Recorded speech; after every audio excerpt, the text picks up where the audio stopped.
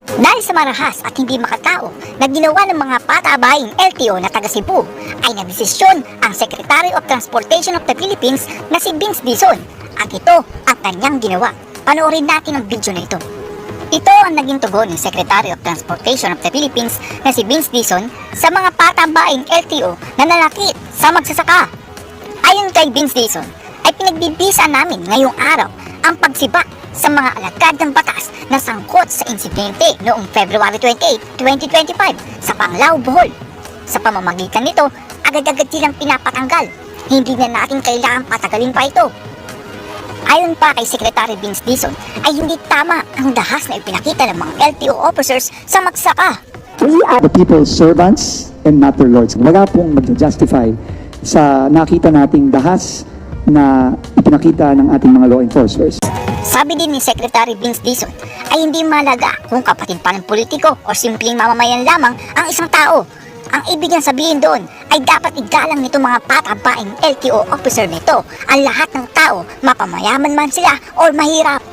It doesn't matter kahit sino pa yan, no? Kababayan natin yan eh. Citizen yan eh. Kung kapatid ni ganito, walang kapatid, walang kilala sa gobyerno, it doesn't matter. Ayon naman kay ASEC Jojo Reyes ng LTO, kaya daw pala lumapit ang matanda dito sa mga patabaing baboy na LTO Cebu na ito ay upang pagsabihan sila kung bakit itong mga patabaing LTO na ito ay puro lang mahihirap na mga motorcycles ang hinuhuli. Bakit ang hinuhuli nyo lang yung mga mahihirap? Puro motorcycles kasi talaga yun. Doon nagsimula. Nagtataka naman si Secretary Vince Dizon kung bakit itong mga patabaing LTO na ito ay puro mga motorcycles lang ang pinapara.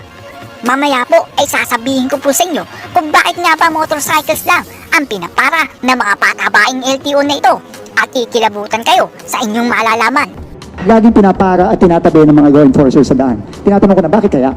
It is incumbent on law enforcers especially to always exercise maximum tolerance. No, hindi po pwedeng ganon. Lima po sila, nag-iisa po si Mang Bert. Ayon naman sa ex-mayor ng Bohol na si Brian Velasco at kapatid ni Ben na magsasaka ay kumuha sila ng abogado at magpa-file ng case laban doon sa mga patabaing baboy na LTO Cebu.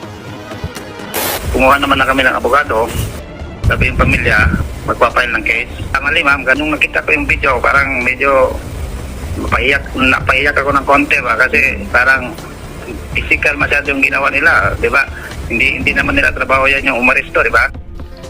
Narinig natin ang salobin ng kapatid ni Mang Ben na magsasaka kung saan ay ginulpi ng mga patabaing LTO Cebu. Nakita natin na gumugulong ang hustisya at natanggal na ang mga patabaing baboy doon sa nag-viral na video.